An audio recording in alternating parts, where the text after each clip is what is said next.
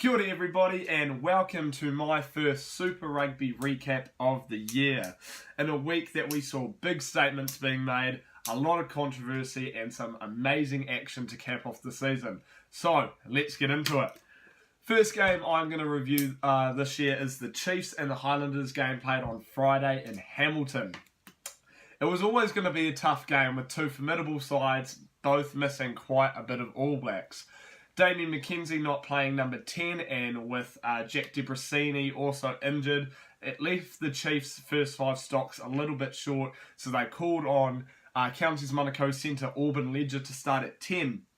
And a lot of people were a little bit perplexed by having a centre start at number 10 for the Chiefs, and with Stephen Donald coming off the bench, we weren't too sure what was going to happen, but oh boy did he impress. And having the ability to kick off both foots really put the Chiefs in quite a dominant position in terms of on-field kicking. The Highlanders missing quite a few players as well. They fronted up, and number 10, Josh Ioane, has only played a handful of games, but boy, what a game did he have. He looked really comfortable controlling the back line, and 6 from 6 with the tee was pretty outstanding, and in the end, probably the thing that got the Landers over the line. So the Highlanders won 30-27. The Chiefs put on 3 tries by Tyler Ardron, Angus Ta'avao, and Atene Nanai-Satora got 4 tries.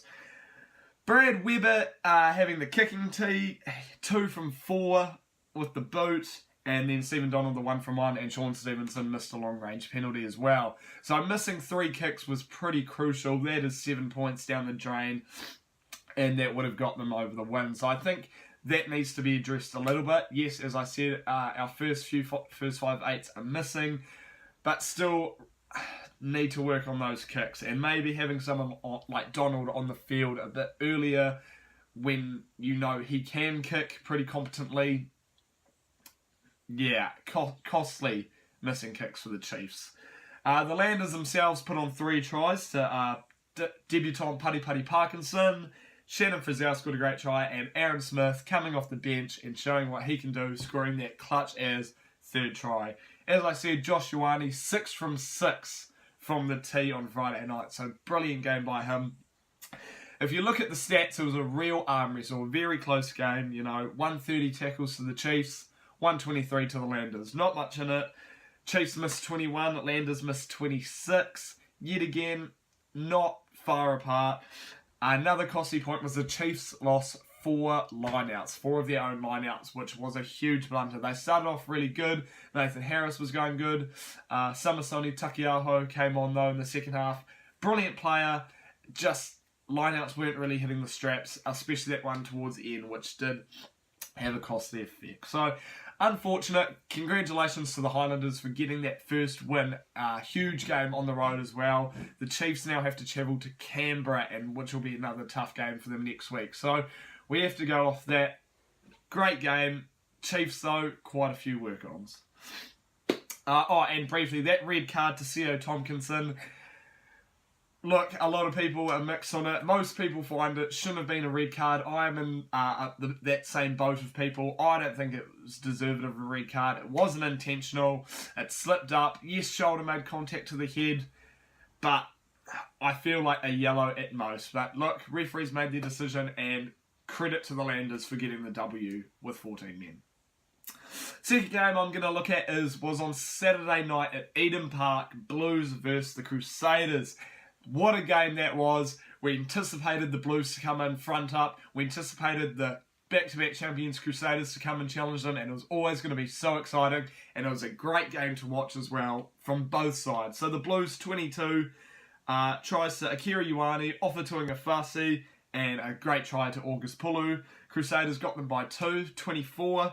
Manasa Mataali 2 tries, and they got 2 penalty tries, which, yet again, penalties and discipline cost the Blues, unfortunately. Richie Mwanga, 0 from 3 with the tee.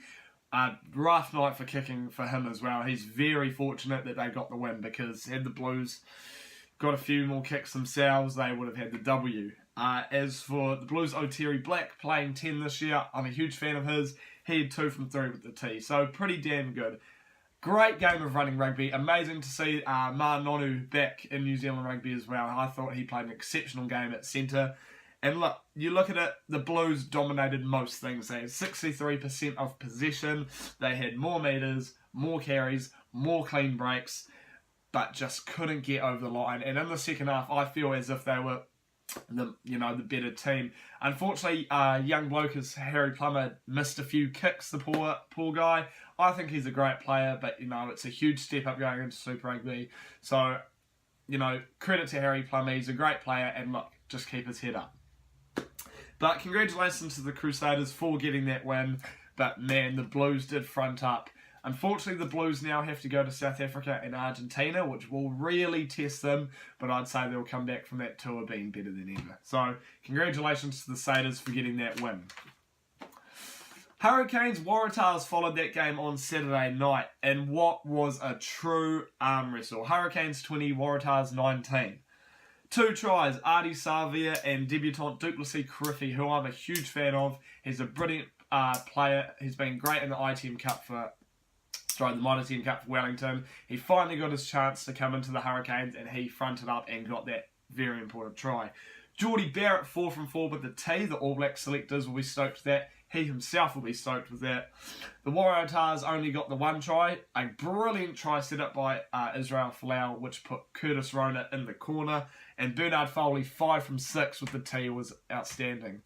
Hurricanes played pretty damn good, to be fair, except they gave away a lot of penalties in a kicking margin. And when you're playing a bloke such as Bernard Foley, you can't afford to do that because he can put it away from 50 odd metres. So that's a work on for the Canes. Luckily for them, they got the win.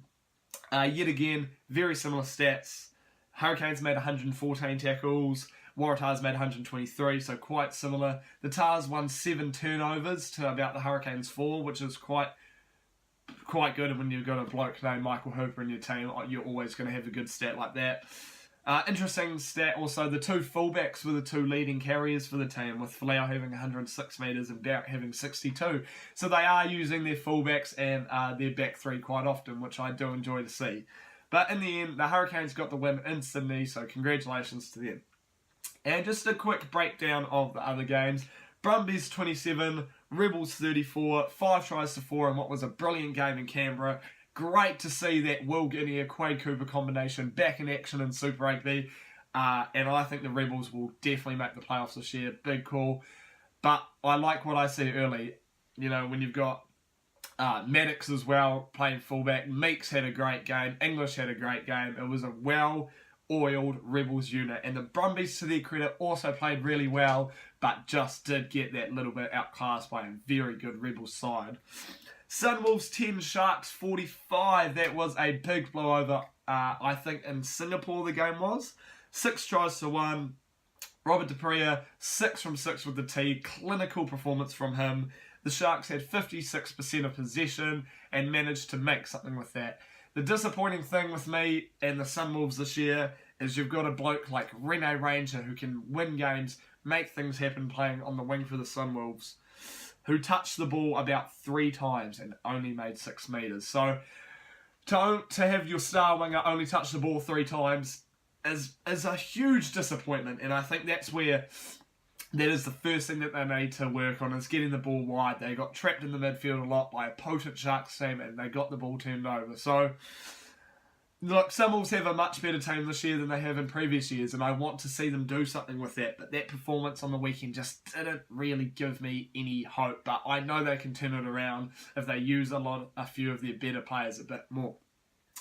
A huge result for the Bulls, beating the Stormers 40-3 on the weekend. 4 tries to zip. Andre Pollard 8 from 8 with the T. That was amazing. And now I've got a new player on the radar, Roscoe Speckman, who made his debut for the Bulls on the weekend. 2 tries, 5 runs, 94 metres, bet 7 defenders on debut. It was amazing. He has got some serious toe. I believe he's played 7s for the Blitz box before, and you can see why. I think he will be an absolute devastation to the opposition this year when he gets the ball. So definitely look out for Roscoe Speckman from the Bulls. But the Stormers had 58% of possession and couldn't score a try. whether you put that down to just being really, really rusty or just being absolutely outclassed by what could actually be an amazing Bulls team this year, not too sure.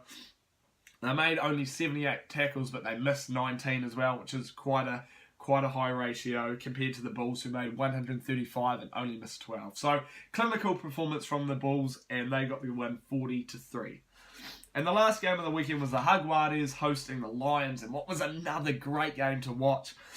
Jaguares had 61% of possession and most of the territory and really tested the Lions' D. However, in the last 15 minutes, when the Jaguares would get close, the Lions would just turn it over, recycle the ball, and get it back down the field. And that's probably summed up the game. The Jaguares so close, but couldn't finish in the end. They scored 1 try, the Lions scored 3. The Lions won 14 turnovers, and their D in the last 15 was amazing. So, congratulations to the Lions. Will they make another final? Who knows? They've got a good start. So that was my recap. As I said, Risco Speckman from the Bulls. Can't wait to see more of him. Can't wait to see more of Ma Nonu. Orban Ledger worked at number 10. I was happy with that. Goal kicking hurt a lot of teams this weekend, so that's something that needs to be addressed. But next week, a few great games coming up when you have the Highlanders hosting the Reds, the Sunwolves hosting the Waratahs, Crusaders hosting the Hurricanes. That'll be a great game. The Brumbies hosting the Chiefs in Canberra. The Sharks and the Blues will be an interesting game over in Durban. The Stormers and the Lions, you never know, in Cape Town. And the Jaguares hosting the Bulls, which will be another great game. So I'm so excited. I'm stoked that Super Rugby's back, and I can't wait to watch all the coming games and look out for some great players, especially heading into World Cup year. So thanks for watching, and I'll see you next week.